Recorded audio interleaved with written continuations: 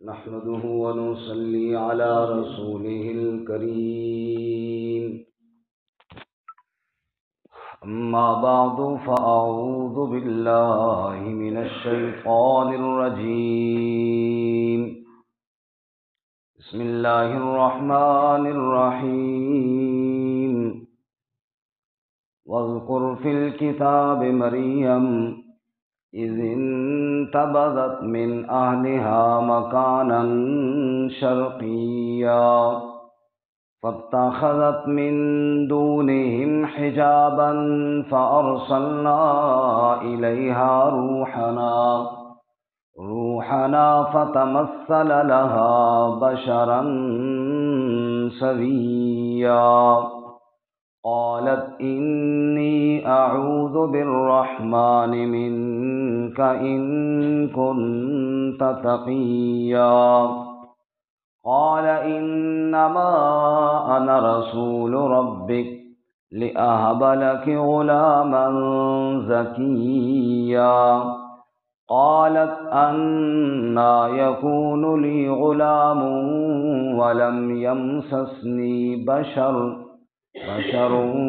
ولم أك بغيا قال كذلك قال ربك هو علي هين ولنجعله آية للناس ورحمة منا وكان أمرا مقضيا واذكر في الكتاب مريم اور ذکر کر کتاب میں مریم علیہ السلام کا اذ انتبذت من اہلہا جب الگ ہو گئی وہ اپنے گھر والوں سے مکانا شرقیہ مشرق والی جگہ کی طرف فاتخذت من دونہم حجابا پس ٹھہرا لیا اس نے ان کے علاوہ پردہ فَأَرْسَلْنَا إِلَيْهَا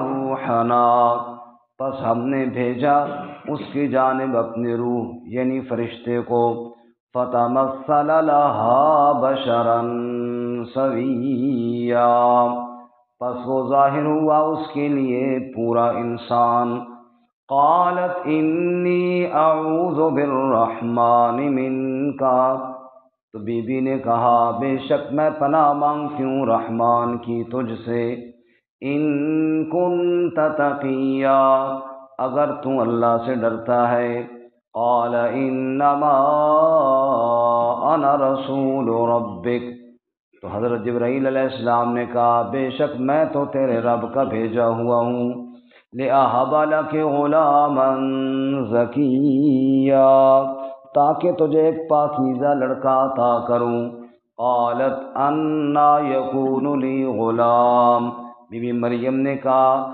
کیسے ہوگا میرے لیے لڑکا ولم یمسسنی بشر اور نہیں چھوا مجھے کسی بشر نے ولم اک بغیا اور نہیں ہوں میں باغیہ عورت قال کذالک قال ربک فرمایا اسی طرح کہہ دیا تیرے رب نے هو علی ہین وہ مجھ پر بڑا آسان ہے وَلِنَجْعَلَهُ آیَةً لِلنَّاسِ تاکہ میں اس کو بناؤں نشانی لوگوں کے لیے وَرَحْمَةً مِنَّا اور رحمت اپنی طرف سے وَكَانَ أَمْرًا مَقْضِيًّا اور یہ وہ ایسا کام ہے جس کا فیصلہ کر دیا گیا ہے فحملتہ پس حاملہ ہو گئی وہ فانتبذت به مکانا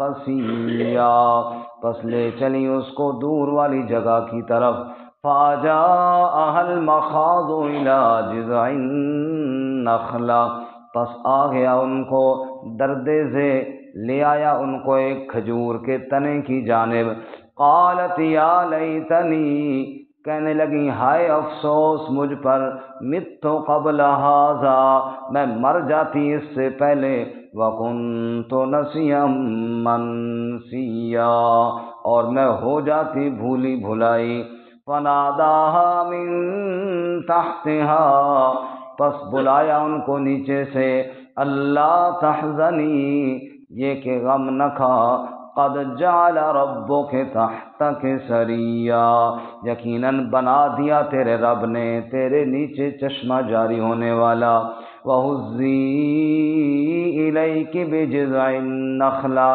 اور ہلا حرکت دے اپنی جانب کھجور کے تنے کو، تساقط علیک رطبا جنیا، گرائے گا تیرے اوپر تازہ کھجوریں، فکلی واشربی، پس کھا اور پی، وقری عینا، اور ٹھنڈا کر اپنی آنکھوں کو، فإما ترین من البشر احدا، پس اگر تو دیکھے انسانوں میں سے کسی کو، فقولی، بس تو کہہ دے، انی نذرت للرحمن صوما، بے شک میں نے نظر مانی ہے رحمان کے لیے روزے کی، فلن اکلم اليوم انسیا، پس ہرگز کلام نہ کروں گی میں آج کے دن کسی انسان سے، سبحان ربک رب العزت عما یصفون، وسلام علی المرسلین والحمد للہ رب العالمین۔ اللہم صل علی محمد وعلی آل محمد کما صلیت علی ابراہیم وعلی آل ابراہیم انک حمید مجید۔ اللہم بارک علی محمد وعلی آل محمد کما بارکت علی ابراہیم وعلی آل ابراہیم انک حمید مجید۔ معزز سامعین، سورہ مریم کا دوسرا رکوع آیات نمبر 16 سے لے کر 26 تک تلاوت کی ہیں۔ اللہ رب العزت ان کے مطابق صحیح بیان کی توفیق عطا فرمائے، آمین، اور ہمیں قرآن و سنت پر عمل کرنے کی توفیق عطا فرمائے، آمین۔ گزشتہ سبق میں حضرت زکریا علیہ السلام پر جو اللہ کی خاص رحمت ہوئی اور اللہ نے بڑھاپے میں ان کو یحییٰ علیہ السلام جیسا بیٹا عطا فرمایا، اس کا تذکرہ ہم نے پڑھا، اور آج کے سبق میں دوسرا واقعہ حضرت بی بی مریم علیہ السلام کا ہے، کیونکہ حضرت عیسیٰ علیہ السلام کو عیسائیوں نے اللہ کا بیٹا کہا، نعوذ باللہ۔ تو اللہ تعالیٰ نے اس مقام پر خصوصاً بڑی وضاحت کے ساتھ بیان کیا کہ عیسیٰ علیہ السلام اللہ کا بیٹا نہیں بلکہ بی بی مریم علیہ السلام کا بیٹا ہے۔ حضرت مریم علیہ السلام کے بارے میں غلو کا شکار ہوئے دو طبقے، ایک یہود اور ایک نصارہ۔ یہود نے تو نعوذ باللہ حضرت بی بی مریم پر بدکاری کی تہمت لگائی، نعوذ باللہ، استغفر، اور حضرت عیسیٰ علیہ السلام کے بارے میں وہ بکواس کیا جو زبان پر لانا بھی مناسب نہیں، اور عیسائیوں نے دوسرا دھوکہ کھایا کہ محبت عیسیٰ میں حد سے بڑھ کر ان کو اللہ کا بیٹا کہنا شروع کر دیا۔ اللہ رب العزت نے اس مقام پر جو وضاحت ارشاد فرمائی، اس سے ان دونوں طبقات کا رد ہے۔ جنہوں نے حضرت بی بی مریم پر الزام لگایا اس کا بھی رد ہے کہ مریم تو کتنی پاکیزہ خاتون تھی، اور جنہوں نے عیسیٰ علیہ السلام کو اللہ کا بیٹا کہا ان پر بھی رد ہے کہ اللہ کا بیٹا نہیں، وہ مریم علیہ السلام کا بیٹا ہے۔ اور یہ آپ اگر غور فرمائیں تو انبیاء کرام علیہم السلام کے نام تو قرآن مجید میں ہیں، لیکن ان کے صرف نام ہیں، جیسے موسیٰ، ابراہیم، نوح وغیرہ، لیکن عیسیٰ علیہ السلام کا ایسا نام ہے جہاں بھی آتا ہے عیسیٰ ابن مریم، عیسیٰ ابن مریم، ابن مریم، مریم کا بیٹا عیسیٰ، یعنی یہ وضاحت کرنے کے لیے کہ اللہ کا بیٹا نہیں ہے، عیسیٰ علیہ السلام مریم کا بیٹا ہے، اور اللہ نے ان کو بغیر باپ کے پیدا فرمایا ہے، جو کہ اللہ کے لیے کوئی مشکل نہیں ہے۔ اور جب مسلمان ہجرت کر کے حبشہ گئے تھے نا، مکے کا ابتدائی دور تھا، مشرکین کی طرف سے بڑے مظالم تھے، اور مسلمان ہجرت کر کے حبشہ چلے گئے۔ حبشہ کا بادشاہ جو نجاشی تھا وہ عیسائی مسلک پر تھا۔ مشرکین ایک وفد لے کر اس کے پاس شکایت لگانے کے لیے گئے مسلمانوں کی کہ ہمارے ملک سے، ہمارے علاقے سے کچھ لوگ آئے ہیں اور انہوں نے ایک نیا دین بنایا اور فلاں اور فلاں، اور تھوڑا اس کو نا غصہ دلانے کے لیے، طیش دلانے کے لیے کہہ دیا وہ جی وہ عیسیٰ علیہ السلام کے بھی گستاخ ہیں، عیسیٰ علیہ السلام کے بھی منکر ہیں۔ اب ان کو پتہ تھا کہ ظاہر بات ہے جب اس کو یہ پتہ چلے گا کہ عیسیٰ علیہ السلام کے گستاخ ہے تو فوراً طیش میں آ جائے گا۔ جیسا کوئی مسلمان ہمارے سنتے ہیں کہ جناب کوئی رسول اللہ صلی اللہ علیہ وسلم گستاخ ہے تو غصہ تو آتا ہے، اور اس بعض دفعہ اس غصے میں غلطیاں بھی ہوتی ہیں کہ کسی کے بارے میں ویسے سن لیا تو جناب جوش آ گیا۔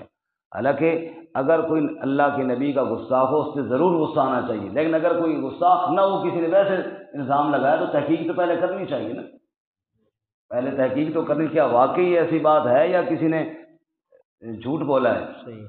باہر کا نجاشی جو تھا اس کے بارے میں اس کے پاس جب یہ کہا گیا کہ عیسیٰ علیہ السلام کی گستاخ ہیں تو وہ ہماری طرف فوری جوش میں نہیں آ گیا۔ اس نے کہا پہلے یہ تحقیق کروں گا کہ واقعی گستاخ ہیں بھی صحیح یا کسی نے ہمیں الزام لگا دیا، پہلے تحقیق کروں گا۔ اور ہر معاملے میں تحقیق پہلے ہونی چاہیے۔ بے شک۔ کسی خلیفہ کے پاس ایک آدمی آیا اور اس نے رومال کے اندر نا جوتے رکھے ہوئے تھے، اور آ کر دربار میں سلام آداب کے بعد پیش کیے اور کہا خلیفہ صاحب یہ رسول اللہ صلی اللہ علیہ وسلم کے نالین مبارک صلی اللہ علیہ وسلم۔ خلیفہ نے کھولا تو بڑے پرانے قسم کے کچھ جوتے تھے، اس نے لیا، چوما، آنکھوں پہ لگایا اور اس کو انعام و اکرام دے کر رخصت کر دیا۔ جب وہ لے کر چلا گیا تو اس نے اپنے خدام سے کہا یہ پھینک دو، پتہ نہیں کہاں سے اٹھا کے لایا بے شرم آدمی، اور کہتا ہے نبی پاک کے جوتے۔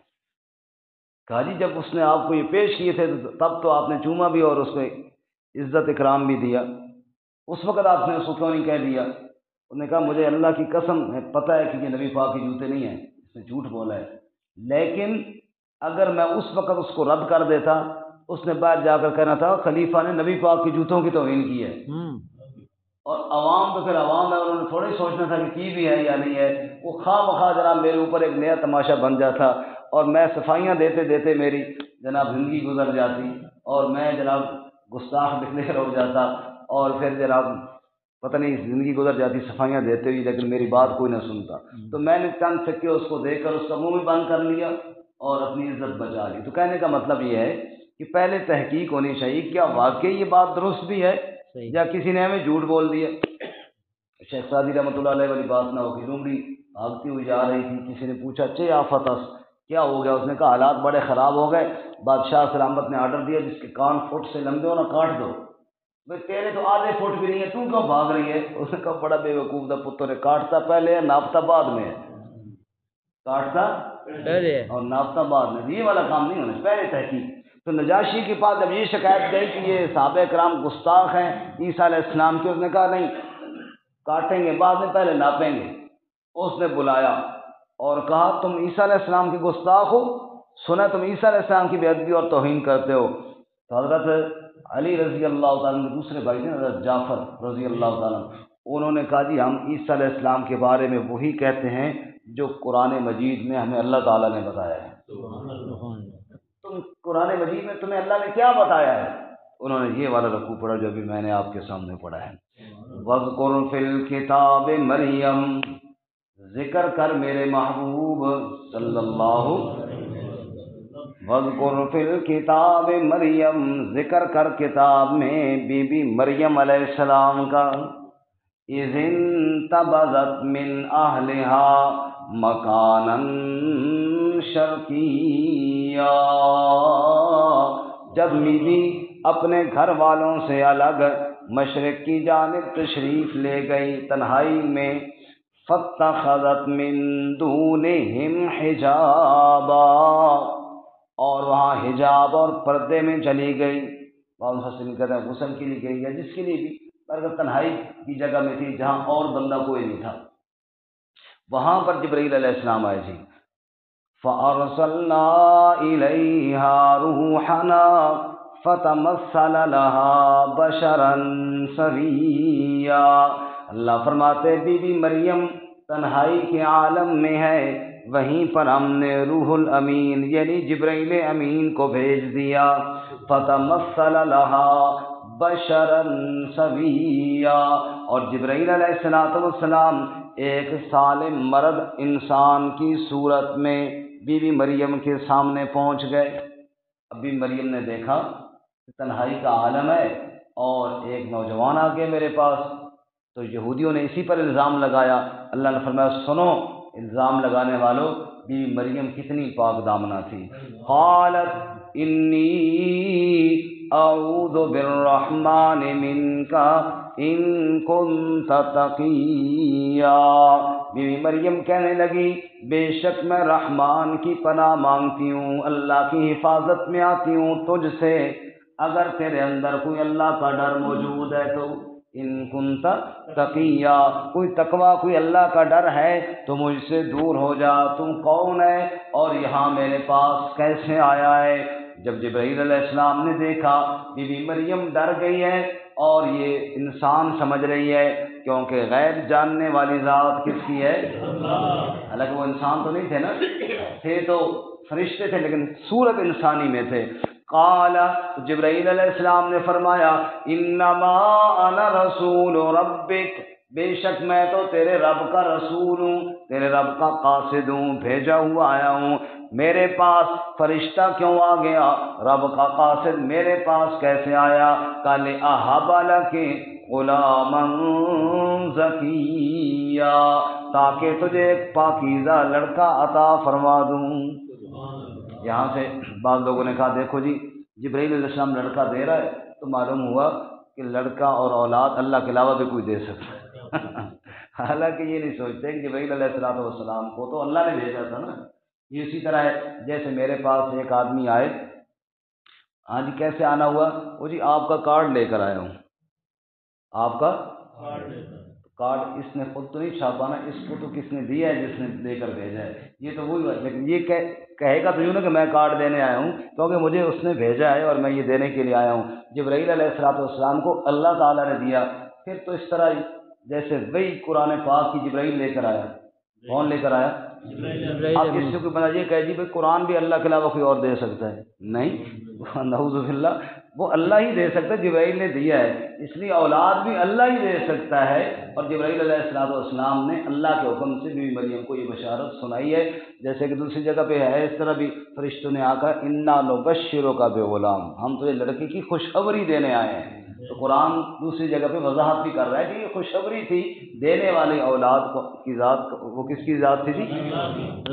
اللہ تعالیٰ نے دیا۔ خیر، قالت انا یکون لی غلام، اچھا جب تھوڑا سا مغالطہ لگتا ہے نا پھر باتیں کہاں سے کہاں بھی چلی جاتی ہیں، پھر اس پہ کہانیاں بھی گاڑ لی جاتی ہیں، فلاں آدمی نے اولاد دی ہے۔ آخر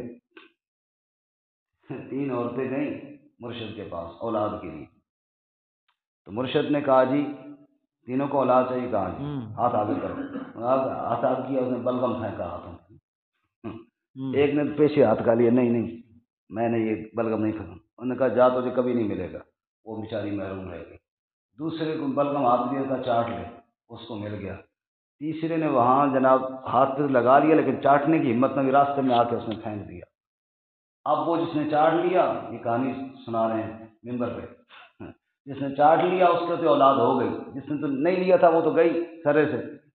وہ جو جس نے لیا تو تھا لیکن راستے میں پھینک دیا، اس کی بھی کوئی نہ ہوئی۔ اس کے بعد میں احساس ہوا کہ غلطی ہو گئی ہے، وہ پھر روتی دھوتی گئی جی وہ مسئلہ ہو گیا جناب، تو نے تو بلغم لے لیا تھا، کہا وہ میں نے راستے میں پھینک دیا تھا۔ کہاں پھینکا تھا؟ وہ جی فلاں گرانے میں۔ کہا جا کر ادھر دیکھ، وہ دیکھا تو پتھروں کے بیچ میں بچہ پڑا ہوا تھا۔ ہاں صدقے جاؤں میں قربان جاؤں۔ یہ کہانیاں جھوٹی ہیں، اولاد دینے والی ذات صرف کس کی ہے جی؟ اللہ تعالیٰ کی۔ اللہ کے علاوہ کوئی اولاد دینے والا کوئی نہیں۔ دوسری جگہ اللہ کیا فرماتے ہیں؟ فرمایا للہ ملک السماوات والارض، 25واں پارہ، فرمایا آسمانوں کا بادشاہ کون؟ اللہ۔ زمینوں کا بادشاہ کون؟ اللہ۔ یخلق ما یشاء، جو چاہے وہ پیدا کرے، یہب لمن یشاء اناثا، جس کو چاہے بیٹیاں عطا فرمائے، وَيَهَبُ لِمَن يَشَاءُ الذُّكُورَ جس کو چاہے بیٹے عطا فرمائے، او يُزَوِّجُهُمْ ذُكْرَانًا وَإِنَاثًا جس کو چاہے بیٹے اور بیٹیاں ملا کر کے دے دے، وَيَجْعَلُ مَن يَشَاءُ عَقِيمًا جس کو چاہے کچھ بھی نہ دے۔ یہ قدرت والا کون ہے؟ اللہ ہی۔ اس لیے فرمایا قالت انا یکون لی غلام، بی مریم حیران ہو کر کہنے لگی میرا لڑکا کیسے ہوگا، ولم یمسسنی بشر آج تک کسی انسان نے مجھے چھوا تک نہیں ہے۔ اللہ، سنو یہودیوں، بی بی مریم پر الزام لگانے والوں، کتنی پاک دامنہ خاتون تھی، کہہ رہی لم یمسسنی بشر کسی بشر نے مجھے چھوا تک نہیں ہے، ہاتھ تک نہیں لگایا، ولم اک بغیا اور باغیا فاحشہ عورت میں بھی نہیں ہوں، یا تو نکاح ہو یا جناب بدکارہ عورت ہو پھر اولاد ہوتی ہے، میں نے نکاح کیا نہیں اور کسی بدکاری کا ارادہ بھی کوئی نہیں کیا، میرا بیٹا کیسے ہو جائے گا؟ توجہ دی، حیرانگی کیا میرا بیٹا کیسے ہو جائے گا؟ جواب قال کذالک قال ربک اسی طرح ہو جائے گا، کوئی بشر چھوئے گا نہیں، نہ تیری شادی ہوگی نہ کوئی تجھے ہاتھ لگائے گا، قال کذالک تو اسی طرح کنواری کی کنواری رہے گی، بیٹا پھر بھی ہو جائے گا۔ سبحان اللہ۔ ارے کنوارے پن میں اس لڑکی کا بیٹا کیسے ہو جائے گا؟ فرمایا قال ربک اس لیے ہو جائے گا کہ تیرے رب نے کہہ دیا ہے، اور جب رب کہہ دے پھر اللہ تعالیٰ ضابطوں کا پابند نہیں ہے۔ هو علی ہین، رب کہتا ہے بغیر نکاح کے، بغیر کسی مرد عورت کے ملاپ کے بیٹا عطا کروں، یہ میرے لیے کوئی مشکل نہیں، میرے اوپر بڑا ہی آسان ہے۔ سبحان اللہ۔ وَلِنَجْعَلَهُ آیَةً لِلنَّاسِ مجھے اس طرح اللہ بیٹا کیوں دے گا، بغیر شادی کے اولاد کیوں اللہ مجھے عطا فرمائے گا؟ فرمایا وَلِنَجْعَلَهُ آیَةً لِلنَّاسِ تیرے بیٹے کو اللہ قیامت تک کے انسانوں کے لیے اپنی قدرت کی نشانی بنانا چاہتا ہے۔ سبحان اللہ۔ وَرَحْمَةً مِنَّا اور اپنی طرف سے رحمت بنانا چاہتا ہے، تجھ پر اللہ کی رحمت ہو جائے گی، قیامت تک آنے والے لوگوں کے لیے نشانی بن جائے گا۔ وَكَانَ أَمْرًا مَقْضِيًّا اور اگلی بات بھی سن لے، اس معاملے کا، اس حکم کا، اس امر کا فیصلہ ہو چکا ہے، یہ ہو چکا ہے۔ اب یہ نہیں کہ آپ کہیں گے نہیں یا اللہ یہ نہیں چاہیے، نہیں، اللہ کا امر ہو چکا ہے، اور اللہ کا امر جب ہو جائے بس پھر وہ نافذ ہو کر ہی رہتا ہے۔ وَكَانَ أَمْرًا مَقْضِيًّا فیصلہ ہو چکا ہے۔ اللہ اکبر۔ معلوم ہوا کرامت میں اختیار رب کا ہوتا ہے، کرامت میں اختیار کس کا ہوتا ہے؟ اللہ تعالیٰ۔ معجزے میں اختیار اللہ تعالیٰ کا ہوتا ہے۔ اب یہ بی بی مریم کو بیٹا کرامتاً ملنا ہے، فیصلہ کس نے کر دیا جی؟ اللہ۔ سبحان اللہ۔ فحملته بی بی حاملہ ہو گئی، فانتبذت به مکانا قصیا خود سوچے نا، کنواری لڑکی ہے، نکاح کوئی نہیں ہوا، برائی کا کبھی سوچا تک نہیں ہے، حاملہ ہو گئی ہے، کتنی بے چینی ہوئی ہوگی، کتنی پریشانی ہوئی ہوگی، اسی پریشانی کے عالم میں فانتبذت به مکانا قصیا دور جگہ پر چلی گئی، آبادی سے ہٹ گئی، لوگوں سے دور چلی گئی، تنہائی کی جانب چلی گئی۔ فجاءها المخاض الى جذع النخلہ درد ذیل شروع ہو گیا، ولادت کے وقت جو عورتوں کو تکلیف ہوتی ہے وہ درد بھی شروع ہو گیا۔ اب پریشانی کے عالم میں، تنہائی کے عالم میں اکیلی بی بی مریم ہے، الی جذع النخلہ ایک کھجور کے تنے کے پاس چلی گئی۔ اللہ فرماتے ہیں وہاں جا کر افسوس کر رہی ہے، اور کرنا بھی چاہیے، فطرت میں ہے کہ نکاح بھی کوئی نہیں ہوا، گھر والوں کو اطلاع بھی کوئی نہیں ہے، اچانک جو بیٹا ہونے والا ہے، ظاہر ہے کتنی دکھ اور پریشانی کا وقت تھا۔ اسی پریشانی اور اسی تکلیف کے وقت میں بی بی مریم نے کیا کہا؟ قالت یا لیتنی مت قبل ھذا، ہائے افسوس میں مر جاتی آج کا دن آنے سے پہلے، پہلے تو بڑا اچھا تھا۔ وَكُنْتُ نَسِيًّا مَنْسِيًّا، اور میں بھولی بھلائی ہو جاتی، مجھے کوئی نہ جانتا ہوتا، میرا تذکرہ بھی ختم ہو جاتا تو بڑی اچھی بات تھی، یہ دن مجھے نہ دیکھنا پڑتا۔ جب بھی مریم نے افسوس کے کلمات کہے، فَنَادَاهَا مِن تَحْتِهَا، پھر جبرائیل نے نیچے سے آواز دی، شاید بی بی کہیں اونچی جگہ پہ ہوگی، جبرائیل نیچے، فرمایا فناداها من تحتها، پھر جبرائیل نے آواز دی اور کیا کہا؟ اللہ تحزنی، غم نہ کر، قد جعل ربک تحتک سریا، یہ دیکھ تیرے رب نے تیرے نیچے پانی کا چشمہ جاری کر دیا ہے۔ وَهُزِّي إِلَيْكِ بِجِذْعِ النَّخْلَةِ، یہ جو کھجور کا تنا ہے جس کے ساتھ تو ٹیک لگا کر بیٹھی ہے، اس کو ذرا ہلا تو صحیح بی بی، کیوں پریشانی کے عالم میں ایسے کلمات کہہ رہی ہیں؟ ذرا رب کی قدرت کے نظارے تو دیکھنا، خشک جگہ سے پانی کا چشمہ جاری ہو گیا، اور خشک تنے کو ذرا ہلا تو صحیح، تو ساکت علیک رطبا جنیا، تیرے اوپر تازہ کھجوریں گرائے گا۔ اللہ کی کتنی قدرت ہے جی۔ باقرہ اور کنواری لڑکی کے بطن سے بیٹا پیدا ہو رہا ہے، کہو سبحان اللہ۔ خشک جگہ سے پانی کا چشمہ جاری ہو رہا ہے، سبحان اللہ۔ کھجور کے خشک لکڑی سے تازہ کھجوریں گر رہی ہیں، سبحان اللہ۔ یہ کس کی قدرت ہے جی؟ اللہ، یہ میرے رب کی قدرت ہے۔ فرمایا تو ساکت علیک رطبا جنیا، لوگ کہتے ہیں کہ جب کھجور کا اوپر سے کاٹ دیا جائے نا، وہ بالکل لکڑی کی لکڑی رہ جاتی ہے، اس کے اوپر جناب نہ کوئی شاخ بچتی ہے اور نہ کوئی پھل لگنے کی جگہ بچتی ہے، اس لکڑی کو ہلا، اللہ اس سے تازہ کھجوریں گرائے گا، سبحان اللہ۔